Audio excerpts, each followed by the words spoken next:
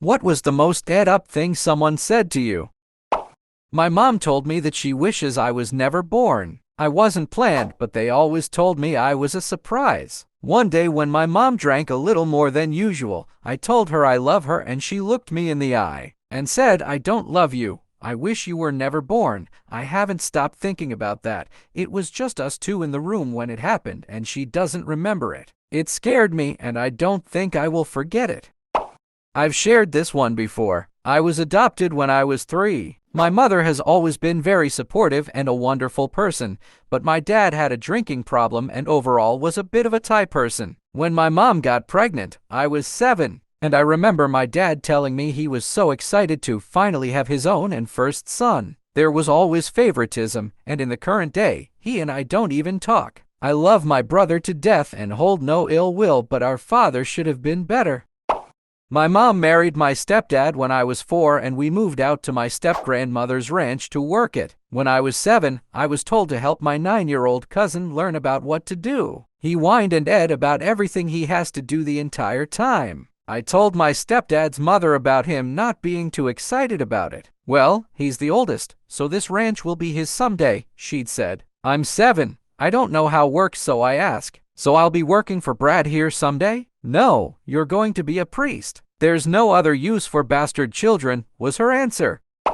In middle school, I was told by a girl named Aubrey that I was a 2/10 and she audibly gagged at me. Well, guess who's a 2/10 now, 15 years later? Still me, but you, Aubrey. When I was about 10 to 12 years old, I was minding my own business when one of the popular girls in my class came up to me randomly and asked me out. I didn't particularly like her, but this was the first time any girl had shown interest in me, being the scrawny, bespectacled geek I was, so I was giddy as went to the toilet to calm down. When I came out of the toilet, I saw the popular kids all laughing and the girl that asked me out looking awkward. She came up to me and admitted it was a joke at my expense. They never thought I'd say yes. I can't remember exactly, but I'm fairly sure she said something about how someone like her would never like me. I broke down, crying my eyes out, ranting and raving about how unlovable and ugly I am. That stopped them laughing at least. But even 20 years later, that still haunts me and plays on my insecurities. I ran into this girl about 7 years ago in an old job. She had a kid who was being a typical rowdy 3-year-old and she looked completely frazzled, at her wit's end. She didn't recognize me. She had a "I know you, how?" look on her face the whole time, but I don't think she ever figured it out.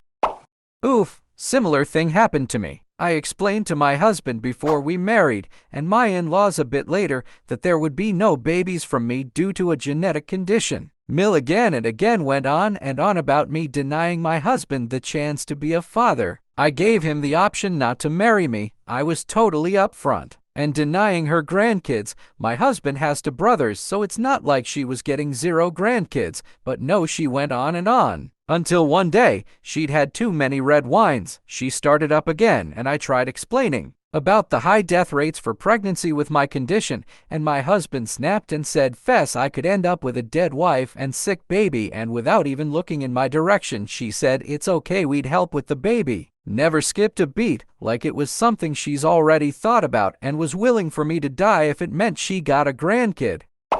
Before COVID, I was the best man at my friend's wedding and did a good job at averting a crisis caused by the grooms of a mother. They asked me to be there just in case she showed up, and I said yes as I was the godfather. She turned up and started making rude comments. Mother's heart stopped, and as they were frantically trying to revive her, they yelled out, "Don't worry about it. My son can do better anyway," said son, then slapping her harder than I've ever thought possible, dragged her out by the hair and threatened with death if he ever saw her again. Scurried off and he ran back inside. I was just standing there in shock, being useless. There was a moment when we thought we'd lost her, but she came back. Scariest moment of my damn life. She was rushed away and my friend was left with this baby covered in some nasty, but it was the happiest I've ever seen him. This is antithetical to what I learn in Baptist church. It's amazing how anti-abortion people are without rationale. If the goal, per the Bible, is to populate the earth, and the sanctity is marriage, then the mother is more important because she's the other part of the marriage, and has the chance to make more children. Ing the mother to save child doesn't achieve the goal as effectively. and ignores the sanctity of marriage. My dad defended my childhood rapist, said men have needs, I should feel flattered he chose me. How can I even call it rape if I was too young to not know the word back then? You know, I keep reading stories like this, and as a parent myself, I just cannot understand what goes through somebody's mind that they would treat their own child like this. I'm probably not unique in saying that if I found out someone had done something like that to my child, I would have been on the warpath. And to be honest, I would consider somebody sick if they had any less of a reaction. I'm sorry that this happened to you, and I'm sorry you had a parent like him to only make the situation worse. I hope everything is good for you now and that you have found peace away from him. This happened to you. As a mom to a preteen who was self-harming and had suicidal thoughts just this past fall, I can't imagine ever saying something like this to her. I actually had her in an outpatient program for 2 weeks after that. Her dad, on the other hand, didn't believe she was feeling the way she did, didn't agree with the outpatient program, and told her this is pointless. You are 12 years old. No doctor is going to help you. I can help you more than any doctor can. Stilling hate him for that. I just don't get how you have a child that you made and helped grow and could ever say something this awful to them. I'm sending you all the hugs. I know 13 may seem like forever ago, but that clearly sticks with you. I'm glad you're still here.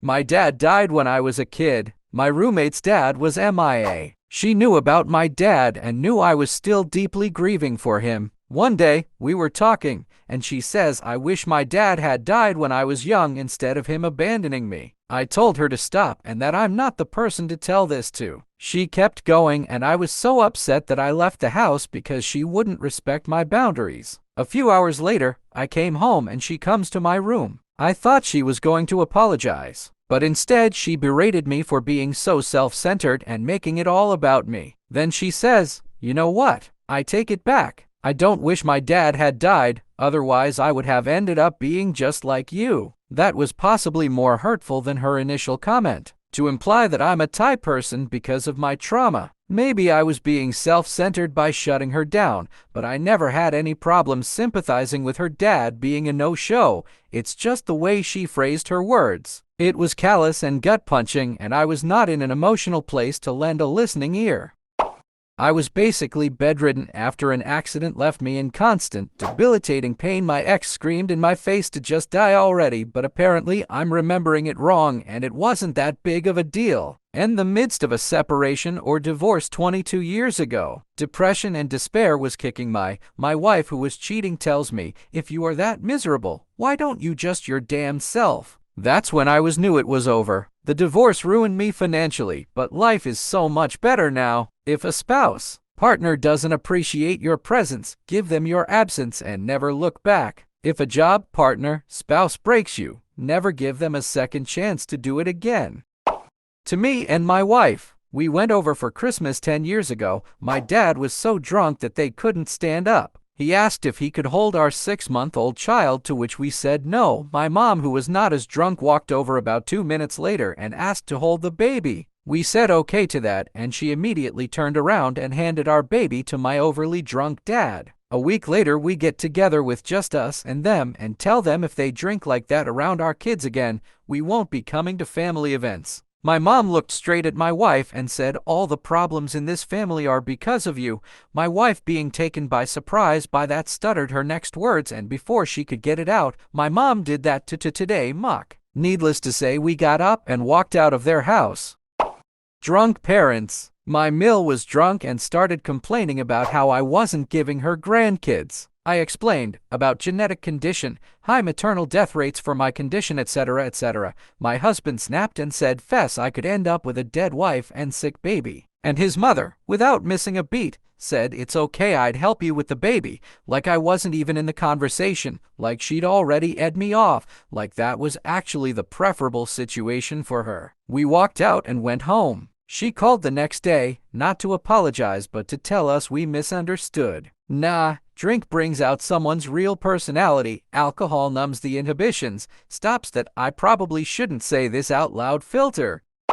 I have a stutter due to my mother violent abuse. She did that Mach 1 to many times and I decided to leave, but not before I totaled her house and car, waited till she was asleep, put nails behind the wheels of her car, put a hose in through my window, made a small hole in the wall, locked the door, then broke the knob so she couldn't unlock it, put some plastic bottles in the oven and melted them just enough to make the place smell of burning plastic, pissed on the carpet and left, making sure to tell everyone in her friend group and all the neighbors about her pet peeves and all the times she abused me. Was a very productive 3 hours. I don't think I could have pulled it off if she didn't get pissed out of her mind at 2 p.m. Only ever seen her once after that, and she tried to me, which landed her in prison for 12 years.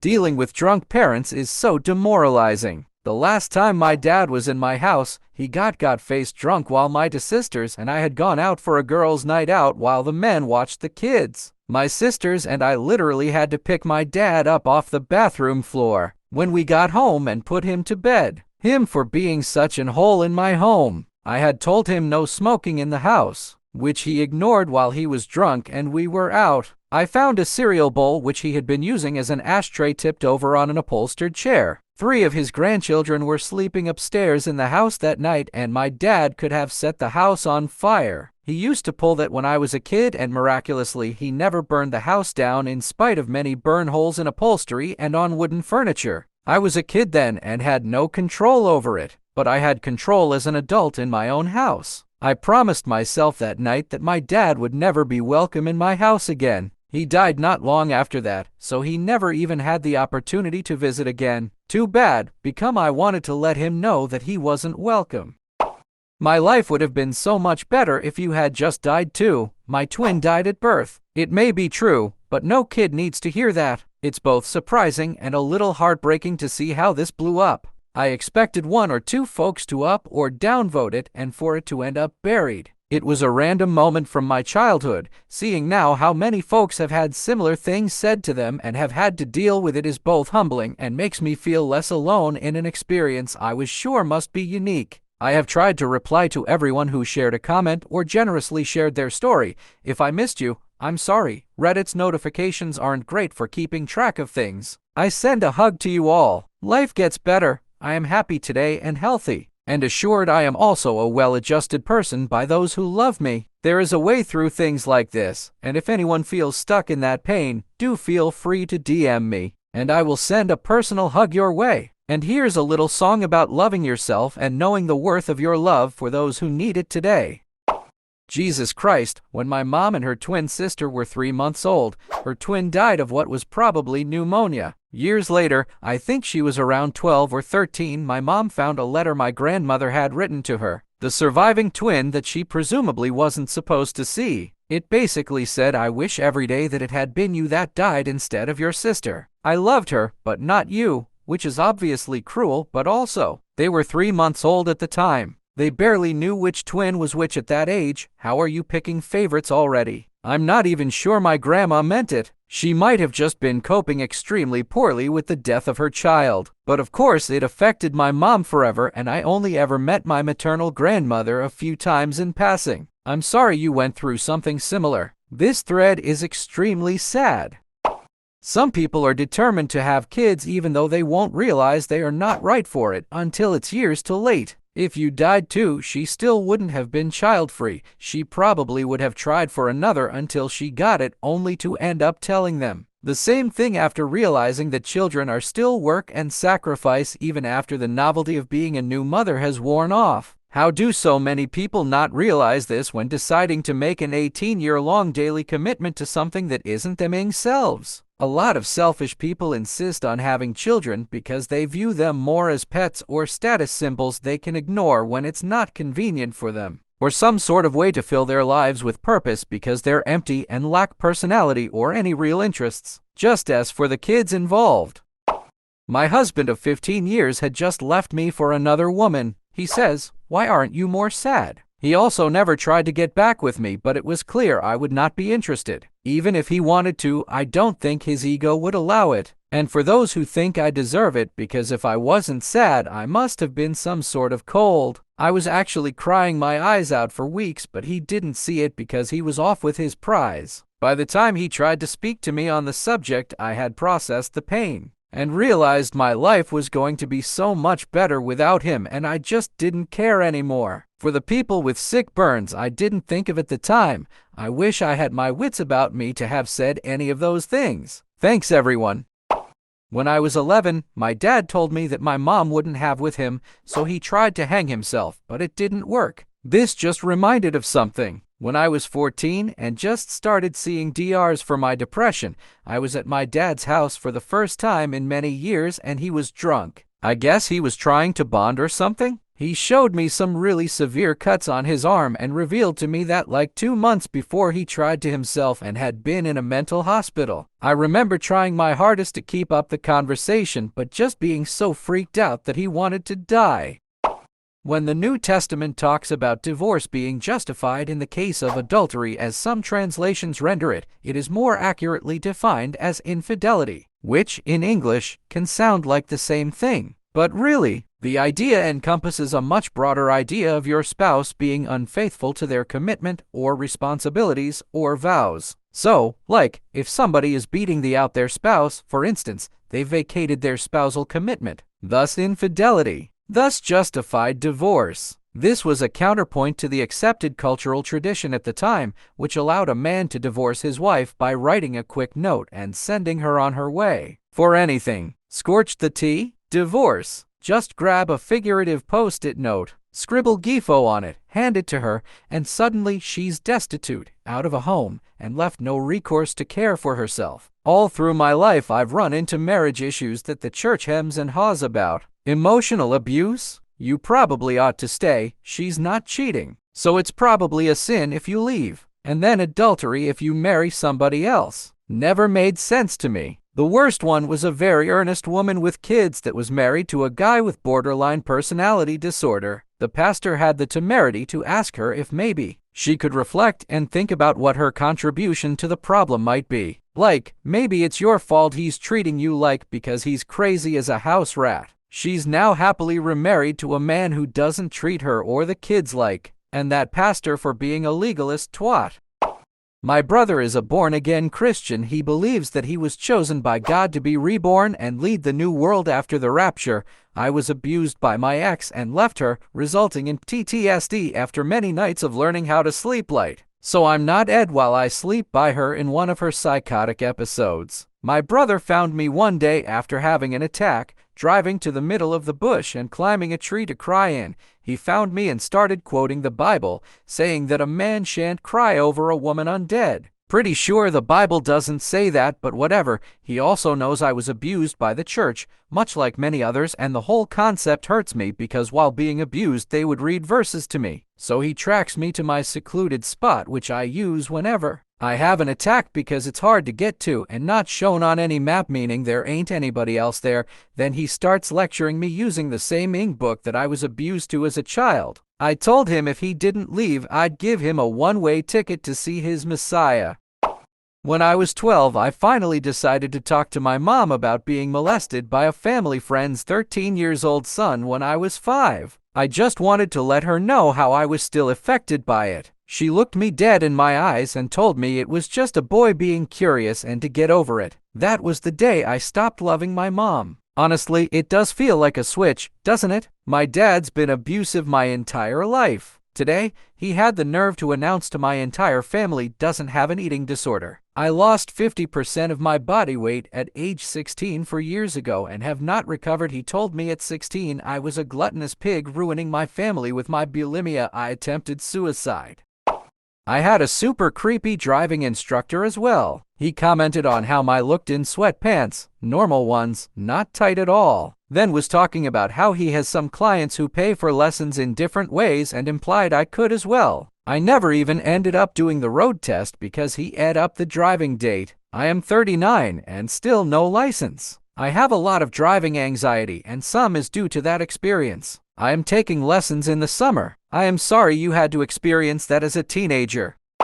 Became friends again with an ex-boyfriend of mine. He's one of those blunt people who really just says whatever he wants and blame you for being upset at his honesty. Met up with his old group to game. When we played a drinking game, And he refused to answer the question, what's a ed up thing you've done to someone you care about? We all obviously got very curious. Something he actually holds back on saying, our drunk selves needed to know. Turns out he hadn't been wholly attracted to me when we started dating, but wanted to lose his virginity and trusted me as a friend. So he basically did a Pavlov's dog on himself, where he'd think of me while watching to train himself to be able to finish while thinking of me. Then stayed with me for a year due to getting along and access to. Dated boy freshman year of high school. Age 14-15. We broke up after 9 months, largely due to the fact I struggled with a very intense depression due to my dad abandoning me that year and bullying. 3 years later, we ended up working at the same food place. Ex apologized for not being more sensitive to my issues. I said, don't sweat it. I totally understand how you couldn't handle what I was going through. We were young. No hard feelings. Ex and I were now cool and worked fine together. Ex's dad came in one day and ordered food from us. I had just lost my daughter at birth, and when I finally got home and was packing up my daughter's things and planning her funeral, I made a comment about how I am a mother without a child, and my mill said that I wasn't a real mother because not only didn't I birth her vaginally, but through C-section, but my daughter wasn't alive, so that makes me not a mother especially. This was repeated to me years later because I took Mother's Day hard, and my boyfriend at the time got frustrated by my moping and said I wasn't a real mom.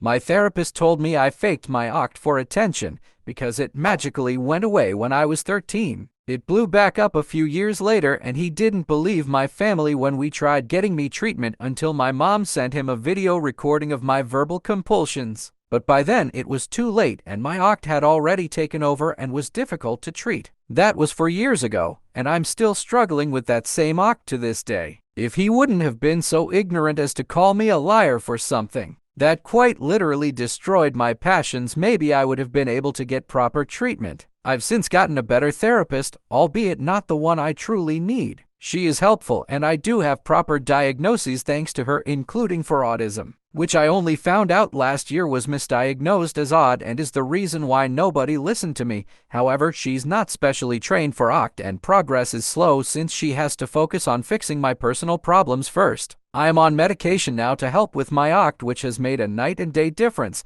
However, my OCT is still quite severe and disruptive. It's an improvement, but it could have been better, whack.